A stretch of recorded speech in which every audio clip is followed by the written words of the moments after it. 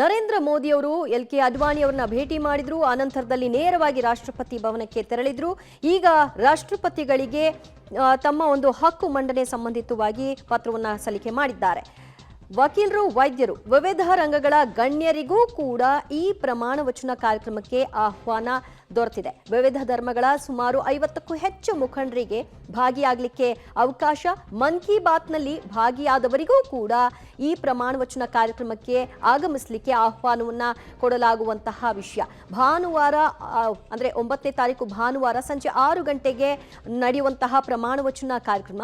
ಈ ಕಾರ್ಯಕ್ರಮಕ್ಕೆ ಯಾರೆಲ್ಲ ಬರಬಹುದು ಅನ್ನುವಂತಹ ಸಹಜ ಕುತೂಹಲ ಇದೆ. ಸೊ ಇದರ ಬೆನ್ನಲ್ಲೇ ಈಗ ಹಲವಾರು ಧಾರ್ಮಿಕ ಮುಖಂಡರುಗಳು ಮನ್ ಕಿ ಬಾತ್ ಕಾರ್ಯಕ್ರಮದಲ್ಲಿ ಭಾಗಿಯಾಗಿದ್ದಂತಹ ಹಲವರು ಹೀಗೆ ಒಟ್ಟಾರೆಯಾಗಿ 7,000ಕ್ಕೂ ಹೆಚ್ಚು ಮಂದಿಗೆ ಪ್ರಮಾಣ ವಚನ ಕಾರ್ಯಕ್ರಮಕ್ಕೆ ಭಾಗಿಯಾಗಲಿಕ್ಕೆ ಆಹ್ವಾನವನ್ನ ಕೊಡಲಾಗುತ್ತೆ ಅನ್ನುವಂತಹ ವಿಚಾರ ತಿಳಿದು ಬರ್ತಾ ಇದೆ. ಅದರಲ್ಲಿ ವಕೀಲರು ಕೂಡ ಇರಲಿದ್ದಾರೆ, ವೈದ್ಯರು ಕೂಡ ಇರಲಿದ್ದಾರೆ. ಸೊ ಈ ತರ ವಿವಿಧ ವಲಯಗಳಲ್ಲಿ ಇರ್ತಕ್ಕಂತಹ ಪ್ರಮುಖರಿಗೆ ಆದ್ಯತೆಯನ್ನ ಕೊಡಲಾಗುತ್ತೆ.